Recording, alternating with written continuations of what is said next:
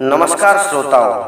आज की कहानी बड़ी रोचक है कि एक छोटे से बालक को क्या स्वप्न आता है और वह उस स्वप्न को लेकर के कितना प्रसन्न होता है। तो श्रोताओं, कहानी शुरू करने से पहले आप हमारे चैनल को सब्सक्राइब अवश्य कर लें और वीडियो को लाइक जरूर कर दिया करें दोस्तों, क्योंकि आप वीडियो को देखते तो हैं लेकिन लाइक करना भूल जाते हैं, तो आप पहले ही लाइक कर दें। तो चलते हैं कहानी की तरफ। किसी सेठ के यहाँ एक लड़का नौकरी करता था। एक रात्रि स्वप्न में वह चिल्ला उठा, अहो मेरा भाग्य। सेठ ने यह बात सुनी तो बालक को जगाकर पूछा, अरे भाई क्यों चिल्ला रहा था? वह लड़का कहने लगा, सेठ जी यूं ही चिल्ला रहा था, कोई खास बात नहीं है। अगले दिन सेठ जी ने उस लड़के से स्वप्न की बात पुनः पूछी कि भाई अब बता, कल के स्वप्न में तू क्यों चिल्ला रहा था? पर वह लड़का टाल गया। उस दिन उस बालक ने सेठ जी को कुछ नहीं बताया। एक दिन सेठ जी ने कहा, सुन रहे लड़के, आज या तो तू स्वप्न की बात बता दे या मेरे यहाँ से काम करना बंद कर दे। लड़का बहुत चतुर था और होनहार था। उसने नौकरी छोड़ दी लेकिन अपने स्वप्न की बात सेठ को नहीं बताई। इसी बीच उसे गांव के जमींदार के यहाँ नौकरी मिल गई। एक दिन सेठ उसी जमींदार के यहाँ कपड़े लेकर आया तो उसने उसी लड़के को वहाँ काम करते हुए देखा। तो सेठ जी ने जमींदार से लड़के के स्वप्न में चिल्लाने की बात बताई और कहा, अगर ये आपको बात नहीं बताता है तो इसे आप भी नौकरी से निकाल देना। इस पर जमींदार ने उसे बुलाकर कहा, अरे लड़के, या तो तू मुझे स्वप्न की बात बता दे, अन्यथा आज ही मैं तुझे काम से हटा दूंगा। परंतु वह लड़का अपनी धुन का पक्का था और दृढ़ निश्चयी था। उसने किसी को कुछ भी नहीं बताया और नौकरी छोड़ दी। उसने वह किसी प्रकार अपनी सूझबूझ से राजा के यहाँ साधारण नौकरी लग गया और फिर से धीरे धीरे उन्नति करते करते एक दिन राजा का मंत्री बन गया। क्योंकि लड़का बहुत बुद्धिमान और चतुर था। अकस्मात एक दिन वही जमींदार राजा के यहाँ आए और उसने उस लड़के को पहचान लिया और राजा से सारी बात सुनाई कि यह स्वप्न में क्या चला रहा था। राजा ने मंत्री को बुलाकर पूछा कि हे मंत्री, आपने बहुत दिनों पहले सेठ के यहाँ क्या स्वप्न देखा था? आप या तो वह स्वप्न हमें बताइए वरना मैं आपको दंडित कर दूंगा। दंड के लिए आप तैयार हो जाइए। मंत्री ने स्वप्न की बात बताने से इनकार कर दिया। राजा ने नाराज होकर मंत्री को कैद खाने में डाल दिया। श्रोताओं, कुछ दिन बाद एक दूसरे देश के राजा, पड़ोसी राज्य के राजा, इस राजा पर चढ़ाई करने की सोचता है और वह राजा अपनी सारी सेना लेकर के इस राजा की सीमा पर अपनी सेना को इकट्ठा कर लेता है।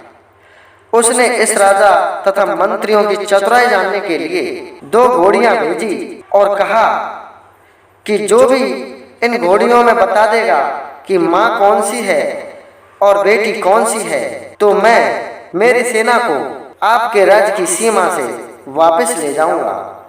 सभी ने अपनी अपनी बुद्धि लगाई परंतु ये नहीं बता पाया कि 2 घोड़ियों में माँ कौन सी है और बेटी कौन सी है। तभी एक राजा का नौकर उस बंदी मंत्री के पास में भोजन लेकर के आता है और उसे अपने राजा की समस्या बताता है।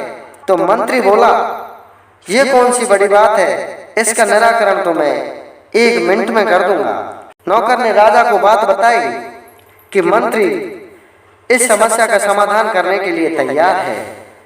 तो राजा ने बंदी मंत्री को बुलाया और पूछा कि बताओ, इन दोनों घोड़ियों में माँ कौन सी है और बेटी कौन सी है? तो वह कहने लगा कि आप सभी मेरे साथ में नदी के किनारे पर आइए और इस घोड़ी को भी नदी के किनारे पर लाइए।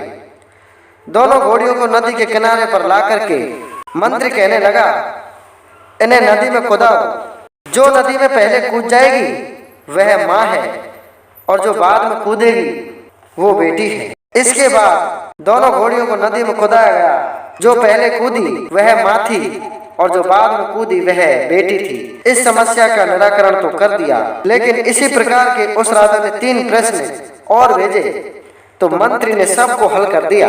पड़ोसी राजा ने यह सोच लिया कि इस राजा को हराना बहुत कठिन है। जब ये राजा इतनी बुद्धिमानी रखता है, इतने बुद्धिमान मंत्री रखता है, तो यह हमारी सेना को कभी नहीं जीतने देंगे। तो उसने अपनी सारी सेना उस राज्य की सीमा से हटा ली और संदेश भिजवाया कि जिस व्यक्ति ने मेरे प्रश्नों का हल किया है उससे हम अपनी कन्या का विवाह करना चाहते हैं। इस समाचार को सुनकर के राज्य भर में सनसनी फैल गई और उस बंदी मंत्री की चारों ओर प्रशंसा होने लगी। राजा ने उसे तुरंत मुक्त कर दिया। इसके बाद पड़ोसी राज्य के राजा ने अपनी कन्या का विवाह उससे कर दिया। राजा ने मंत्री को अपना आधा राज्य भी दे दिया। इसके बाद इस राजा ने उसे बहुत सी चल और अचल संपत्ति दान करी और अपनी कन्या का विवाह भी इस मंत्री राजा के साथ में कर दिया। कुछ दिनों बाद एक दिन प्रातःकाल इस मंत्री राजा ने दोनों राजाओं, जमींदार तथा सेठ को अपने घर पर आमंत्रित किया। तब ये सब वहां उपस्थित हुए। तो उस समय यह मंत्री राजा पलंग पर और महल के विशाल एवं सुसज्जित कक्ष में लेटे हुए थे। उनकी पत्नी उनके पास में बैठी हुई थी। चंद्रमा के समान सुंदर उनकी पत्नी थी। इसके अतिरिक्त अन्य कई नौकर भी इनकी सेवा में जुटे हुए थे। चारों व्यक्ति भी उनके आसपास बैठे थे।